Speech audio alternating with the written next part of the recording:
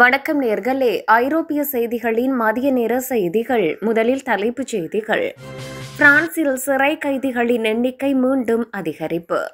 ரஷ்ய படைகளுக்கு விநியோகம் செய்யும் முக்கிய எரிபொருள் பைப்லைனை தாக்கி அழித்தது உக்ரைன்.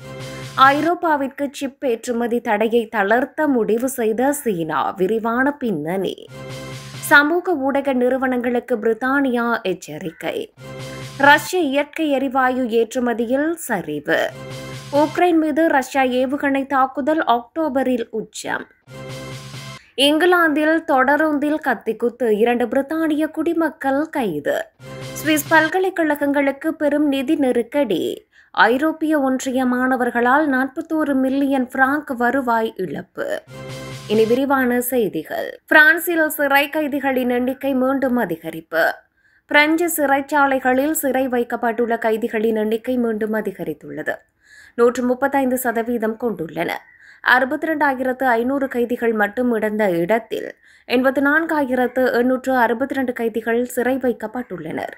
இது கடந்த அக்டோபர் 1 மேற்கொள்ளப்பட்ட கணக்கெடுப்பாகும். அதேவேளை செப்டம்பர் 1 வெளியிடப்பட்ட தரவுகளின்படி 84,311 கைதிகள் சிறை வைக்கப்பட்டிருந்தனர். 551 கைதிகள் ஒரு மாதத்தில் அதிகரித்துள்ளனர். அதேவேளை கடந்த ஒரு வருடத்தில் 5,231 கைதிகள் அதிகரித்துள்ளனர். ரஷ்ய படைகளுக்கு விநியோகம் செய்யும் முக்கிய எரிபொருள் பைப்லைனை தாக்கி அழித்தது உக்ரைன். ரஷ்யாவின் தலைநகர் மாஸ்கோ பிராந்தியத்தில் உள்ள முக்கிய எரிபொருள் பைப்லைனை தாக்கி அழித்ததாக உக்ரைன் தெரிவித்துள்ளது. கடந்த வாரம் தொடர்ந்து எரிபொருள் கட்டமைப்புகள் மீது ரஷ்யா தாக்குதல் நடத்திய நிலையில் இந்த தாக்குதலை உக்ரைன் நடத்தியுள்ளது. மாஸ்கோ மற்றும் நிஸ்னி நோவ்கோரோடில் உள்ள ரியாசன் எண்ணெய் சுத்திகரிப்பு நிலையத்திலிருந்து 400 கிலோமீட்டர் நீளம் கொண்ட கோல்ட்செவோய் பைப்லைன்கள் மூலம் விமான எரிபொருள், டீசல், பெட்ரோல் ஆகியவை ரஷ்ய படைகளுக்கு விநியோகம் செய்யப்பட்டு வருகிறது. இந்த எரிபொருள் பைப்லைன்களை தாக்கி அழித்ததாக உக்ரைன் தெரிவித்துள்ளது. இது ரஷ்ய படைகளுக்கு மிகப்பெரிய பின்னடைவாக இருக்கும் என எதிர்பார்க்கப்படுகிறது. வெள்ளிக்கிழமை நள்ளிரவு இந்த தாக்குதல் நடத்தப்பட்டதாக தெரிவிக்கப்பட்டுள்ளது. உக்ரைனில் உள்ள எரிபொருள் கட்டமைப்புகள் மீது ரஷ்யா தொடர்ந்து தாக்குதல் நடத்தி வருவதற்கு பதிலடியாக உக்ரைன் இந்த தாக்குதலை நடத்தியுள்ளது. ராமென்ஸ்கி மாவட்டம் அருகே உள்ள கட்டமைப்பை இலக்காக நிர்ணயித்து 3 எரிபொருள் லைன்களையும் தாக்கி அழித்ததாக தெரிவித்துள்ளது.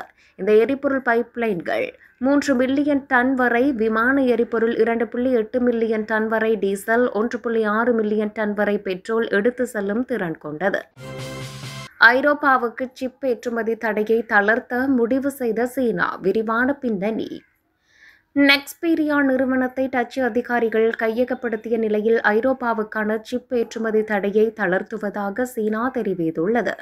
நெதர்லாந்தில் செயல்படுத்தப்பட்டு வரும் சீனாவுக்கு சொந்தமான சிப் தயாரிப்பு நிறுவனமாகும் நெக்ஸ்பீரியா இந்த நிலையில் கடுமையான நிர்வாக குறைபாடுகளை காரணம் காட்டி செப்டம்பரில் நெக்ஸ்பீரியா நிறுவனத்தை கையகப்படுத்த பனிப்போர்க்கால சட்டத்தை நெதர்லாந்து நிர்வாகம் பயன்படுத்தியது.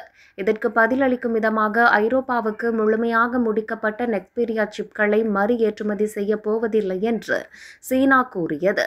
கார் தயாரிப்பாளர்களிடையே இது கலக்கத்தை ஏற்படுத்தியது.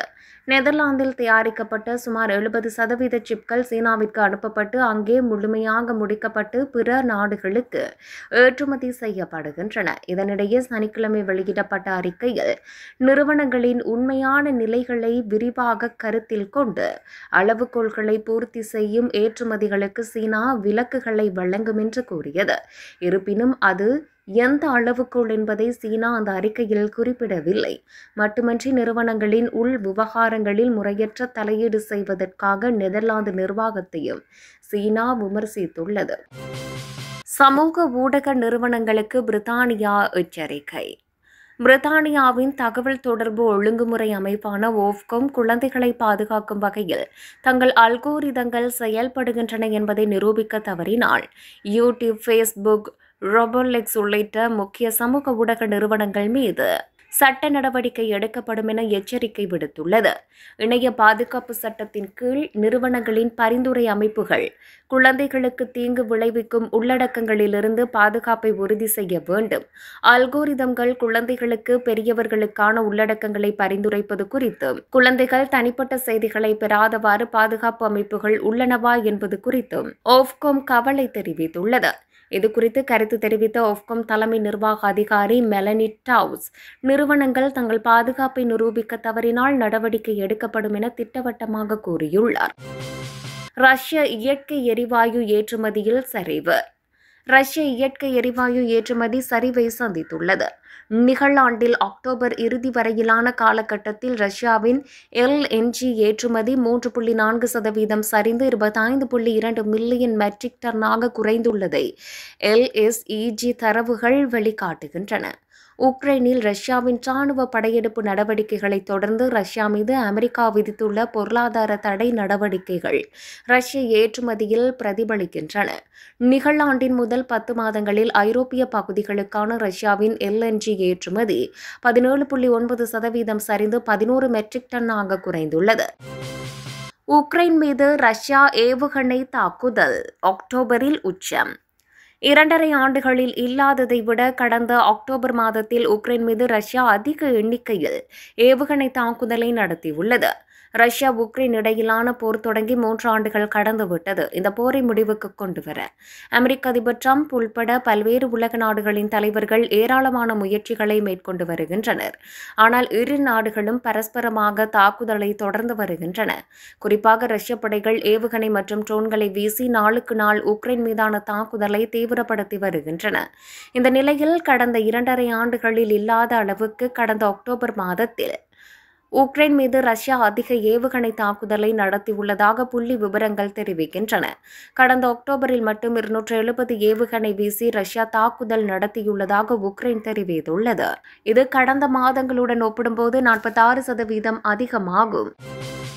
இங்கிலாந்தில் தொடரோந்தில் கத்திக்குத்து, 2 பிரித்தானிய குடிமக்கள் கைது. இங்கிலாந்தின் கேம்பிரிட்ஜ் ஷையரில் பயணிகள் தொடருந்தில் நடந்த கத்திக்குத்து சம்பவத்தை தொடர்ந்து 2 ஆண்கள் கைது செய்யப்பட்டுள்ளதாக ஐக்கிய ராஜ்யத்தில் உள்ள போலீசார் சனிக்கிழமை இரவு தெரிவித்தனர். கேம்பிரிட்ஜ் ஷையர் காவல்துறையைச் சேர்ந்த ஆயுதமேந்திய போலீசார் ரயிலில் ஏறி சம்பவம் தொடர்பாக 2 பேரை கைது செய்து காவல்துறையினரின் காவலில் எடுத்துள்ளனர் என்று காவல்துறை ஒரு அறிக்கையில் தெரிவித்துள்ளது. இந்த சம்பவத்தை தொடர்ந்து மொத்தம் 11 பேர் மருத்துவமனையில் சிகிச்சை பெற்றனர். 2 உயிருக்கு ஆபத்தான நிலையில் உள்ளனர். 4 பேர் பின்னர் வீடு திரும்பியுள்ளனர். சுவிஸ் பல்கலைக்கழகங்களுக்கு பெரும் நிதி நெருக்கடி. ஐரோப்பிய ஒன்றிய மாணவர்களால் 41 மில்லியன் பிராங்க் வருவாய் இழப்பு. சுவிஸ் பல்கலைக்கழகங்களில் படிக்கும் மாணவர்களில் கிட்டத்தட்ட 1/5 பங்கு பேர் ஐரோப்பிய ஒன்றிய நாடுகளை சேர்ந்தவர்கள் ஆவர். புதிய ஐரோப்பிய ஒன்றிய ஒப்பந்தங்களின்படி சுவிஸ் பல்கலைக்கழகங்கள் இனி உள்நாட்டு மாணவர்களை விட ஐரோப்பிய நாடுகளின் மாணவர்களிடம் அதிக கல்வி கட்டணம் வசூலிக்க முடியாது என்ற விதி அமுலுக்கு வரவுள்ளது. இந்த பாகுபாடு காட்டாத புதிய நடைமுறையால் சுவிஸ் பல்கலைக்கழகங்கள் மில்லியன் கணக்கான வருவாயை இழக்கும் அபாயம் உள்ளது.